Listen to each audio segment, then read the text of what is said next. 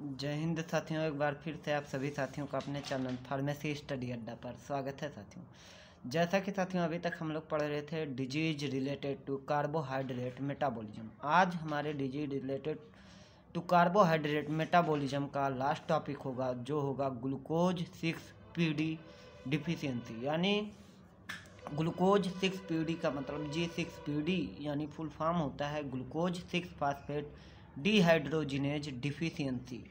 ये एक ऐसी डिजीज होती है साथियों जो कि हमारा जेनेटिक से रिलेटेड होता है। यानी हमारा ये क्या होता है, हेरेडिटरी होता है। यानी एक जनरेशन से दूसरे जनरेशन में इसका ट्रांसमिशन भी होता रहता है साथियों। और ग्लूकोज 6PD यानी ग्लूकोज 6PD मतलब हुआ ग्लूकोज 6 फास्फेट डिहाइड्रोजिनेज, जो कि एक एंजाइम है साथियों। इसकी कमी के कारण क्या होता है, जो हमारे प्रीमेच्योर आरबीसीज होते हैं वो उनका क्या हो जाता है, हीमोलिसिस हो जाता है। यानी हमारे प्रीमेच्योर आरबीसीज जो है वो ब्रेक डाउन हो जाते हैं। ठीक है, तो आज हम लोग देखेंगे साथियों कि ग्लूकोज 6 फास्फेट डिहाइड्रोजिनेज डिफिशियंसी क्या होता है, कैसे होता है और क्या क्या इसके नुकसान हैं हमारे बॉडी में, या इससे कौन कौन से डिजीज होते हैं हमारे बॉडी के अंदर। ठीक है, तो हम लोग देखते हैं क्या है ग्लूकोज 6 फास्फेट डिहाइड्रोजिनेज, जिसको शॉर्ट फॉर्म में कहते हैं G6PD डिफिशियंसी। ठीक है, यानी हमारे बॉडी के अंदर जब एंजाइम ग्लूकोज 6 फास्फेट डिहाइड्रोजिनेज की कमी हो जाती है साथियों, तो ये क्या होता है, एक प्रकार का हीमोलिटिक एनेमिक कंडीशन डेवलप होता है, जिसमें क्या होता है हमारे प्रीमेच्योर आरबीसीज का ब्रेक डाउन होने लगता है इन एक्सेस अमाउंट में। यानी जो हमारा ब्रेक डाउन ऑफ आरबीसी होता है उसका रेट क्या हो जाता है, इंक्रीज कर जाता है as compare to the production of RBC. यानी हमारे आरबीसी का ब्रेकडाउन बढ़ जाता है प्रोडक्शन उत्पादन के अपेक्षा। ठीक है, तो देखते हैं क्या है glucose 6PD deficiency. Glucose 6 phosphate dehydrogenase deficiency is an x linked genetic disorder. जो ग्लूकोज 6 फास्फेट डिहाइड्रोजिनेज डिफिशियंसी है वो एक एक्स लिंक्ड जेनेटिक डिसऑर्डर है साथियों। एक्स लिंक्ड मतलब कि जो हमारा क्रोमोसोम होता है साथियों, उसका जो लास्ट पेयर होता है, यानी 43 क्रोमोसोम, हमारे 46 क्रोमोसोम पाए जाते हैं, जिन्हें हम लोग 23 पेयर्स कहते हैं। ठीक है, उनमें से जो लास्ट पेयर होता है साथियों, उसके यक्स क्रोमोसोम पर इस डिसऑर्डर के जीन्स जो है उपस्थित होते हैं। यानी क्या है कि ये एक्स लिंक्ड जेनेटिक डिसऑर्डर होता है। यानी ये हमारे यक्स क्रोमोसोम पर पाए जाने वाला डिसऑर्डर होता है। Due to X linked disorder it is found mainly in men, यानी मेल में मेनली पाया जाता है। क्योंकि ये एक्स लिंक्ड डिसऑर्डर है साथियों, इसलिए ये मुख्यतः जो है वो मेल्स में ज़्यादा पाया जाता है। कॉमनली ये मेल में ज़्यादा पाया जाता है। ठीक है, the deficiency of enzyme glucose 6 phosphate dehydrogenase causes breakdown of pre mature RBCs. साथियों आप लोग देखे होंगे कि कभी कभी क्या होता है, जब हमारे घरों में छोटे बच्चे का जन्म होता है, यानी बच्चों का जन्म होता है, तो क्या होता है कभी कभी ऐसा कंडीशन भी देखने को मिलता है कि बच्चे में क्या होता है, जॉन्डिस हो जाता है। तुरंत देखते हैं तो उसका शरीर जो है पीलापन होता है। तो उसमें कभी कभी काज उसका जो होता है वो साथियों ये होता है ग्लूकोज 6 फास्फेट डिहाइड्रोजिनेज डिफिशियंसी भी उसका काज हो सकता है।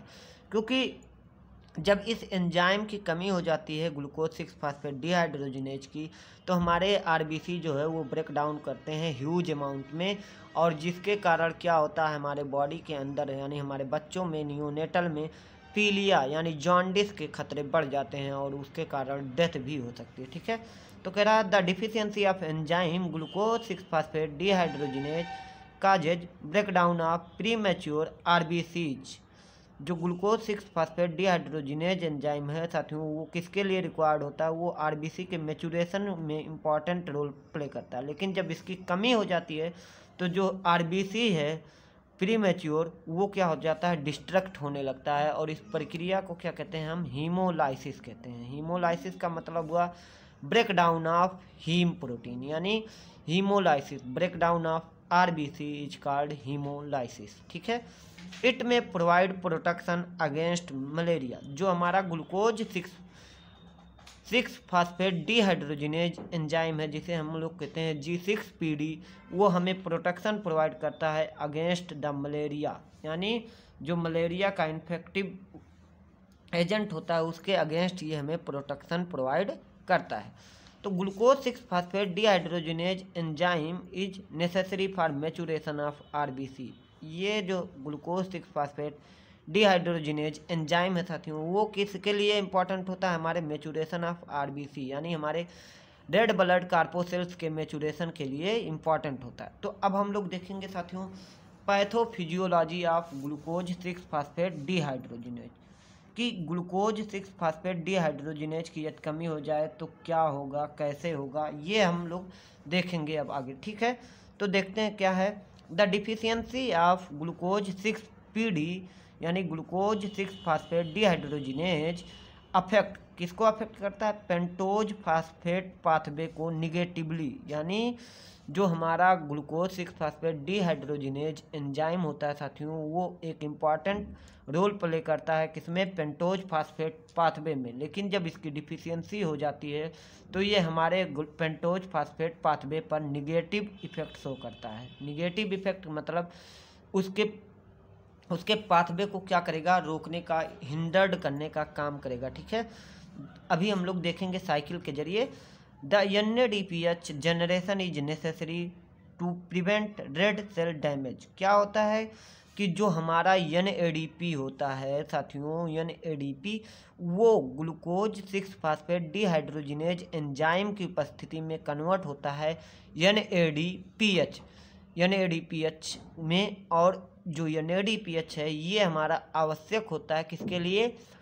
ताकि ये हमारे आवश्यक होता है हमारे लिए, क्योंकि इसके प्रेजेंस में जो हमारा रेड ब्लड सेल होता है साथियों, वो प्री मेच्योर कंडीशन से मेच्योर कंडीशन में कन्वर्ट होता है। यदि NADPH की कमी हो जाए हमारे बॉडी के अंदर तो क्या होता है? रेड सेल का यानी RBC का डैमेज स्टार्ट हो जाता है। किसके कारण? Due to increase amount of reactive oxidative species के कारण, रिएक्टिव ऑक्सीडेटिव स्पीसीज के कारण। ठीक है, अब हम लोग साइकिल के थ्रू देख लेते हैं क्या है।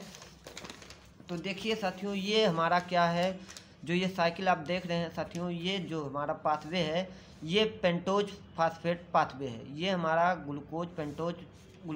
पेंटोज फास्फेट पाथवे है, जिसमें साथियों जो हमारा ग्लूकोज 6 फास्फेट होता है वो एंजाइम ग्लूकोज 6 फास्फेट डिहाइड्रोजिनेज की उपस्थिति में कन्वर्ट होता है ग्लूकोनो 1,5 लेक्टोन 6 फास्फेट में।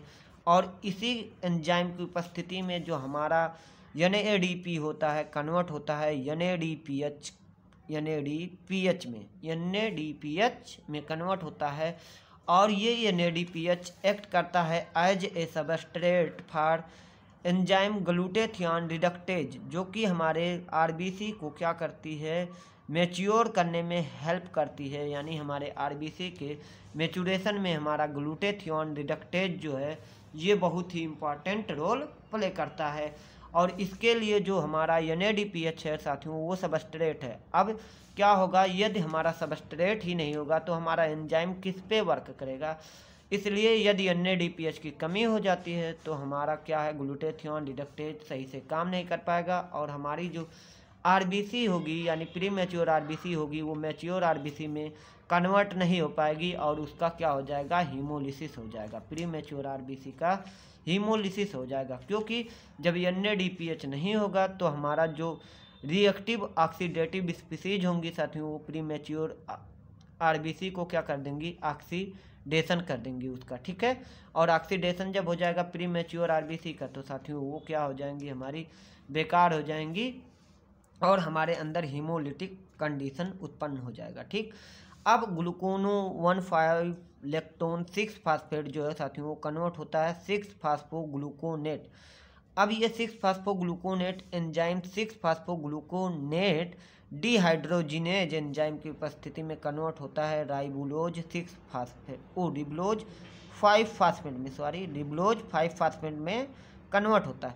इसी एंजाइम 6-फास्फोग्लूकोनेट डिहाइड्रोजिनेज की उपस्थिति में एक NADP मॉलिक्यूल कन्वर्ट होता है NADPH में। ठीक है, अब देखिए यहाँ पे क्या है कि यदि जब तक ग्लूकोज 6-फास्फेट डिहाइड्रोजिनेज एंजाइम हमारा उपस्थित है साथियों, तब तक तो NADP से NADPH बनता है, तब तक तो NADP से NADPH बनता है। लेकिन जब हमारा ग्लूकोज 6-फास्फेट एंजाइम जो है वो नहीं उपस्थित होगा, यानी एब्सेंट होगा, यानी इसकी डिफिशियंसी हो जाएगी, तो अब ये पाथवे नहीं चलेगा। तो इसीलिए इसको हम लोग रेट लिमिटिंग पाथवे भी कहते हैं,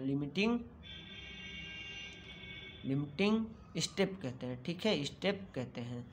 अब देखते हैं क्या है साथियों, इसका एक और हमने पॉइंट नोट किया है कि यदि NADPH की मात्रा डिक्रीज कर रही है, यानी ग्लूकोज 6-फास्फेट डिहाइड्रोजिनेज एंजाइम की डिफिशियंसी के कारण हमारा NADPH कम बनेगा या नहीं बनेगा, तो क्या होगा, हमारे बॉडी में रिएक्टिव ऑक्सीडेटिव स्पीसीज की मात्रा जो है बढ़ेगी।